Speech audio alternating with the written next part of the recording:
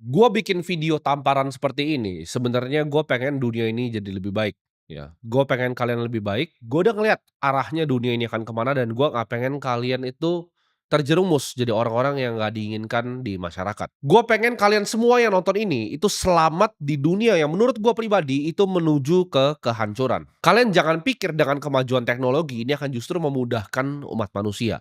Betul, ya, untuk para teknokrat gue sebutnya. Jadi untuk para orang-orang yang menguasai teknologi ini, ya, yang akan duduk ibaratnya di paling atas kasta manusia ini akan sangat menguntungkan. Tapi untuk mereka atau kalian yang sedang di bawah sekarang atau di tengah bahkan, karena gue bilang kelas menengah itu akan hilang, hanya akan ada para teknokrat di atas, orang-orang yang menguasai teknologi termutakhir, dan orang-orang yang tidak menguasai teknologi. Dan gue percaya ya laki-laki itu nggak boleh jadi banci lagi di era zaman sekarang. Dunia akan lebih baik ketika laki-laki itu sudah banyak yang gue bilang punya biji ya, bukan cuma laki-laki banci. Kalian akan melihat perubahan kelas sosial yang kalian belum pernah lihat seumur hidup kalian dalam waktu 5 tahun ke depan ya. Di 2030 ini agenda dunia ya, agenda dunia itu akan bikin kalian itu nggak punya apapun dan kalian akan bahagia.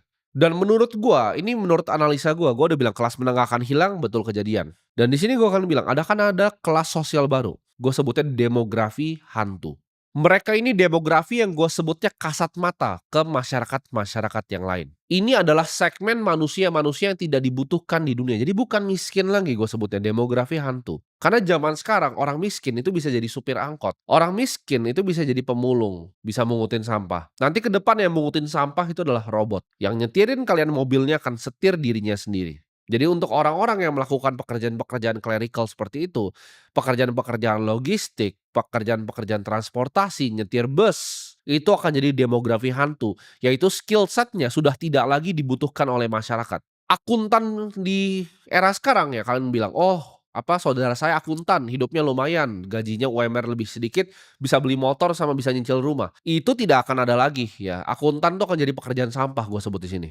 Karena itu gampang sekali diotomasi dengan AI. Tidak ada hal spesial yang dilakukan oleh sebuah akuntan atau seorang akuntan. Jadi ke depannya ya saudara lu yang akuntan itu nggak akan punya pekerjaan lagi. Apalagi kalau saudara lu itu supir angkot, itu nggak bakal ada kerjaan lagi. Atau lu sendiri di sini ya, ojol gitu. Kalau lu pikir, "Oh ini gua akan tetap nganterin," enggak, makanan tuh akan diantar pakai drone nanti ke depannya. Ya ini gua udah pertama visualisasi di sini. Ya orang-orang kan tinggal di apartemen, ya ketika makanan mau diantar, dia pesan dari luar, itu akan diantar pakai drone, langsung landing di apartemennya. Kalian pikir, "Oh itu ke Timothy kebanyakan ngayal nonton film." Enggak, nanti lihat aja. Kalian lihat seberapa cepat teknologi ini akan berkembang. Demografi hantu ini lu nggak bisa lari ya. Ini akan jadi underclass yang baru. Ini akan jadi polemik di masyarakat dan suara kalian udah nggak didengerin. Kenapa? Karena zaman dulu ya selalu dari dulu kan ada raja, gue sebutnya gue udah bilang berkali-kali, ada raja, ada budak. Kenapa budak itu nggak bisa terlalu diapa-apain? Karena satu, mereka bisa berontak kan. Budak itu bisa berontak. Dan kedua, budak itu actually dibutuhkan ya. Budak itu dibutuhkan dari segi keringat dia ya. Jadi waktu dan tenaga seorang budak itu dibutuhkan untuk bangun-bangun piramid. Waktu dan tenaga budak itu dibutuhkan untuk bangun-bangun jalan,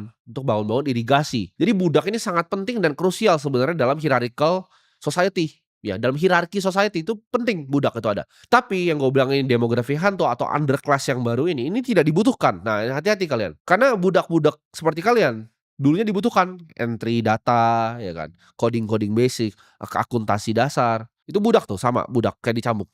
Kasih UMR, kasih UMR. Sama. Kalian nggak akan ada kerjaannya lagi, ya.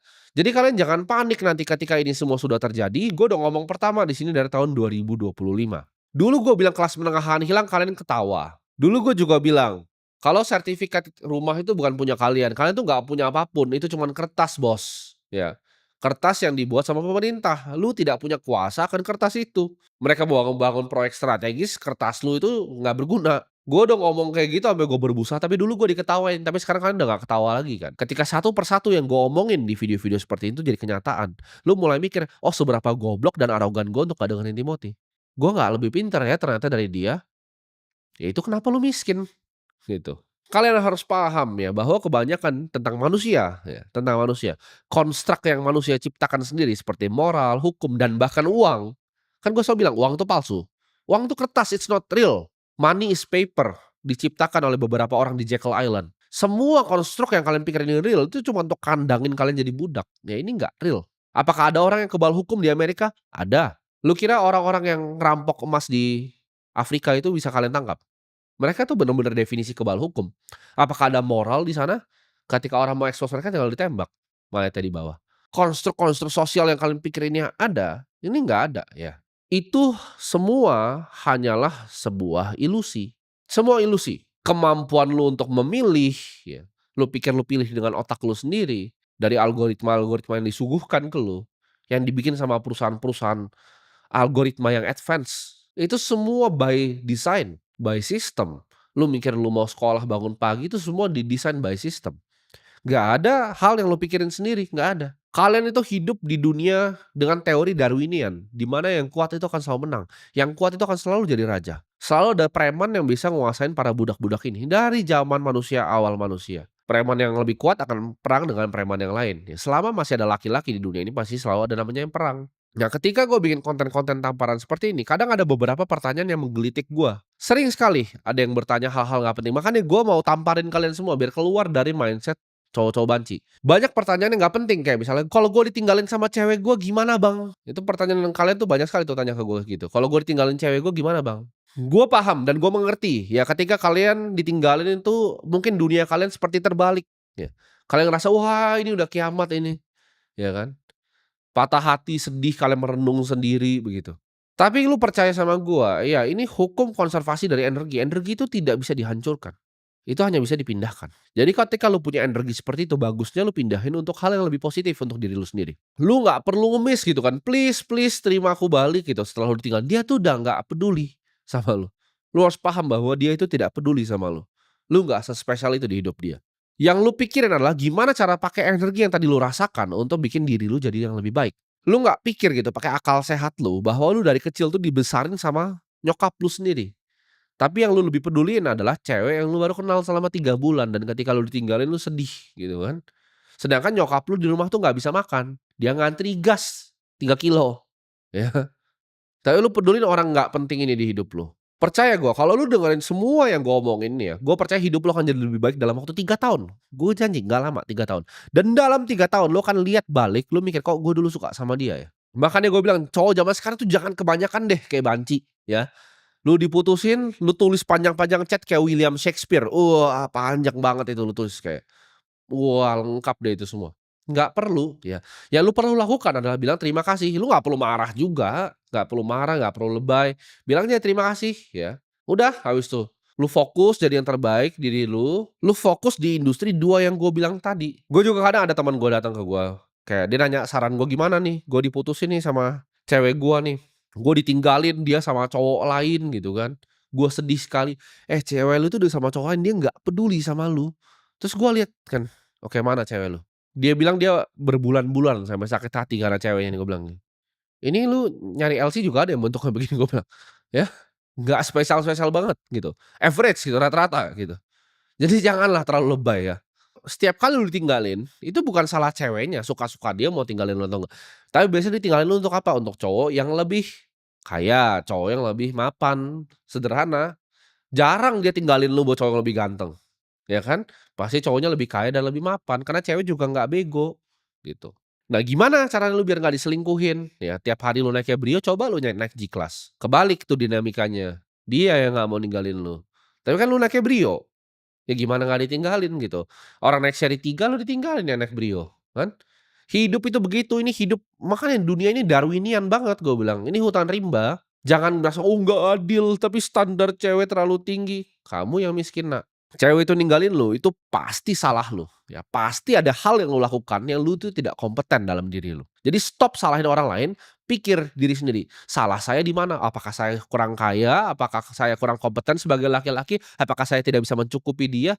Ya lu cuma bisa ngajak liburan ke puncak macet-macet begitu, cewek lu maunya ke Paris, ya dia tinggalin sama cowok bisa bawa dia ke Paris, selesai kan. Lu nggak perlu ngerasa pengen balas dendam, lu nggak perlu ngapa-ngapain, lu fokus dalam 10, 15 tahun mungkin cewek yang lu tadinya sayang banget, yang lu bilang cinta hidup lu itu jadi janda anak satu dalam 10 tahun. Sedangkan lu, kalau lu dengerin apa yang gua ngomongin, ya mungkin lu lagi di kapal sama gua di Ibita nanti, lagi santai-santai di sana, happy. Cowok itu cuman satu ya hidupnya, kesuksesan yang dilihat, kompetensi, kesuksesan. Kalau lu nggak punya 2 itu ya jadi sampah aja di pinggir jalan, gua bilang.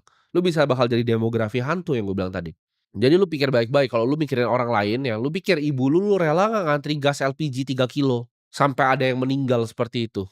Coba bayangin itu ibu lu. Mungkin lu sekarang ngerasa nggak, "Oh bukan nih, gua nggak seperti itu." Nanti ya, ibu lu tuh akan ngantri makan kecoa, bukan gas doang ngantrinya, buat makan kecoa aja nanti ngantri.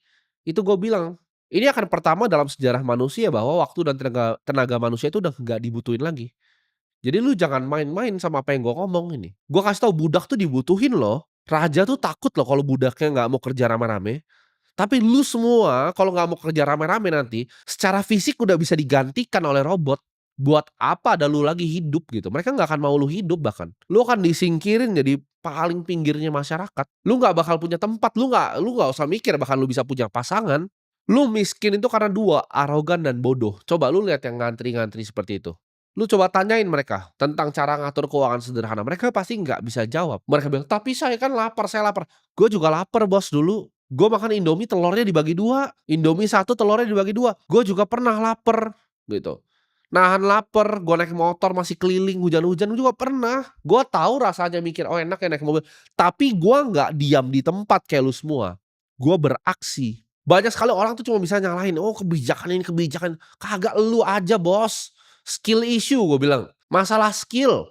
Lu nggak punya skill, nggak punya kompetensi, nggak punya otak dan goblok gitu. Makanya lu begitu, makanya lu lapar, anak lu lapar.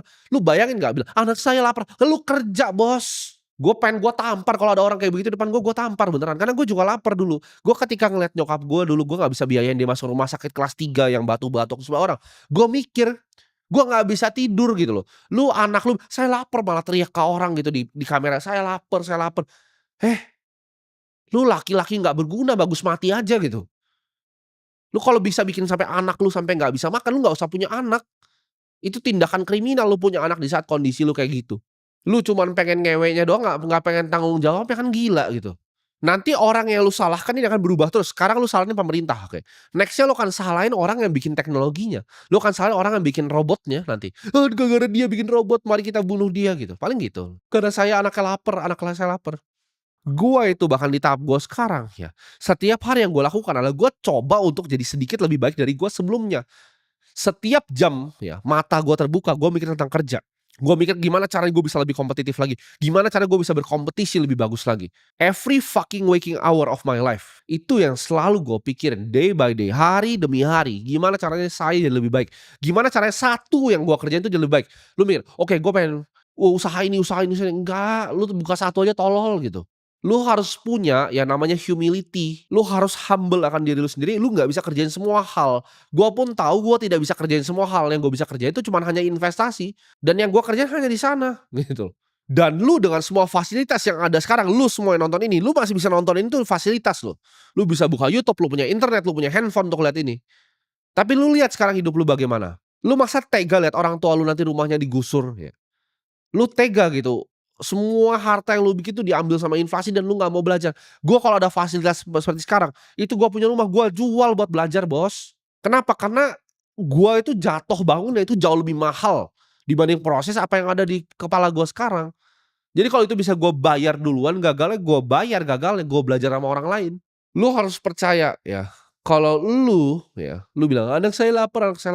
Orang itu kalau nggak nyaman, lu coba tidur ya, lu tidur gua serakin paku nih, lu tidur di samping gua gini, lu nyaman nggak tidur di situ? Lu nggak nyaman. Orang sederhana ya, lu tidur ya, tapi tangan lu salah aja lu pasti lu pengen pindahin kan tangan lu kan. Kalau sampai anak lu lapar, udah 5 tahun nih anak lu, "Anak saya lapar."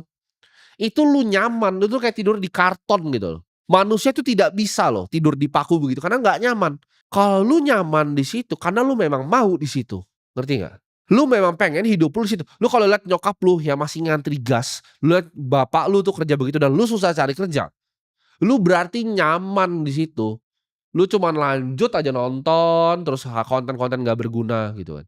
Lu main game terus, lu nyaman Bos hidup kayak gitu. Gua di saat susah, saat gua makan aja Indomie telur bagi 2, itu yang gua pikirin apa setiap harinya, gua nggak bisa tidur. Gua pikirin gimana cara gua bikin, gimana cara gua ini, aksi aksi aksi, belajar belajar belajar, gua belajar terus, gua aksi terus, gua coba terus, gua nggak pernah nyerah kayak lu. Lu kalau hidup lu masih 3 tahun, 5 tahun masih begitu-begitu aja, ya lu berarti lu suka di situ, lu suka tidur di situ gitu loh. Lu jangan bohongin diri sendiri kalau, saya begini." Itu dia cuman teriak-teriak depan kamera, balik ke rumah juga ngerokok lagi di depan kayak orang tolol gitu. Gua kadang mikir kalau gua liat orang kayak begitu tuh, gua masuk ke dalam kepalanya apa sih yang dia pikirin gitu kan. Tapi saya susah, saya butuh bantuan, saya butuh subsidi. Semua orang juga susah, Bos. Semua orang juga laper. Semua karyawan gue di sini kerja mati-matian sampai malam. Tapi kan mereka punya kesempatan, gue nggak punya. Ya lu mati aja, nggak usah hidup gitu. Kebanyakan alasan. Ketika nyokap gue sakit, gue susah biayain, gue nggak bisa tidur. Ketika orang tua gue berantem cuman karena uang receh, gue mikir kenapa gue nggak bisa jadi kaya? Kenapa ada orang lain bisa kaya, kenapa gue nggak bisa? Kenapa dia bisa punya gedung itu? Kenapa gue nggak bisa punya gedung itu? Gitu. Lu jangan nonton ini, lu merasa semangat tapi cuman 1 jam gitu kan. Lu panas sejam terus kayak udah lu berhenti. Aksi, konsisten, terus menerus gitu. Jangan cuma sejam, 5 tahun setiap hari lu jangan stop kerja. Tiap hari Sabtu, Minggu kerja, Senin, Selasa, ya. 7 hari seminggu lu kerja, 14 jam minimal sehari, gua yakin lu nggak bakal miskin, tapi kan lu nggak mau. Lu nyaman tidur di situ. Orang karton kok di lantai, ya wis ah gua tidur di gubuk gua. Lu happy dengan kondisi lu sekarang. Lu bayangin ya, ini secara visual nih di otak lu ya, itu ada garis finish di situ. Deadline itu 5 tahun, Bos. Lu 5 tahun lu nggak finish di situ, lu makan kecoa ibu lu. Gua nggak bercanda, 5 tahun deadline-nya. Ini AI ini akan eksponensial ya, akan cepet sekali perkembangannya dan lu akan digantiin. Ketika lu masuk demografi hantu gue bilang tadi ya, lu cuma akan menangis, tapi ketika waktu itu ya, ketika lu menangis, kalau sekarang buruh berteriak, bos-bos masih butuh mereka untuk pabriknya, masih dibego-begoin, "Oh iya ya kalian naik sebentar ya gajinya ya." Tapi next-nya, "Ah mati aja lu gua ganti robot." Nah itu lu mati di situ. Lu berteriak-berteriak ke media tuh udah nggak ada fungsinya lagi. Makanya gua ngomong ini ya, gua bukan merendahkan lu, gua sayang sama lu. Gua pengen lu berubah, gua tahu garis finish-nya itu deket, ya waktunya tuh 5 tahun lagi, ayo lari gitu, pantat lu tuh gua tampar gini, lari gitu. Kalau perlu rambut lu gua jambak, gua bawa gitu. Karena serius gua, ketika nanti udah 2030 ya, 2035, 2040, gua ngeliat orang-orang begitu, gua nggak akan kasihan lagi, karena gua udah capek-capek nih, karena ngapain gua buang waktu gua. Harta paling berharga di hidup gua itu bukan uang gua, tapi waktu gua. Waktu gua tuh mahal gak bisa diambil lagi. Gua buang waktu gua ya, berbusa mulut gua ngomongin begini ke lu, biar lu bangun. Kalau lu nggak mau bangun, lu masih mau biarin diri lu nggak sayang sama keluarga lu nggak sayang bahkan sama diri lu sendiri, ya udah gua nggak bisa bantu lu lagi. Dan gua akan biarin gitu ketika lu nanti minta minta tolong nggak mau makan kecoa, gua biarin, ya. Sekarang gua tolongin lu dengan edukasi, tapi lu kalau nggak mau dengerin gua, dulu lu ketawain gua kan, "Oh dia main sekte-sektean." Lu lihat nanti yang datang ke tempat sekte-sektean yang lu bilang itu 2030 mereka jadi orang kayak gimana nanti. Ketika lu udah megang mata uang yang nggak berguna ya, kita semua udah pegang Bitcoin-nya banyak, kita ketawain lu nanti makan kecoa di situ, sekte-sektean." Memang gitu kan, biar orang miskin sama arogan tuh biar hilang aja dari muka bumi ini gitu. Lu harus paham yang gua ngomong. Sekarang lu bisa berteriak ke media karena lu masih dibutuhin, lu masih budak yang dibutuhin waktu dan tenaganya. Tapi ini pertama kali dalam sejarah manusia teknologi itu cukup canggih untuk menggantikan budak. Premisnya itu. Teknologi itu cukup canggih untuk menggantikan budak. Jadi lu jangan harap nanti ada hak manusia lu, ada hak lu ngapa-ngapain. Tidak ada hak lu, lu tidak punya hak karena lu tidak berguna nanti ke depannya. Jadi sampai jumpa di 2030 ya. Lu kalau mau berubah, berubahnya sekarang dan now is your time.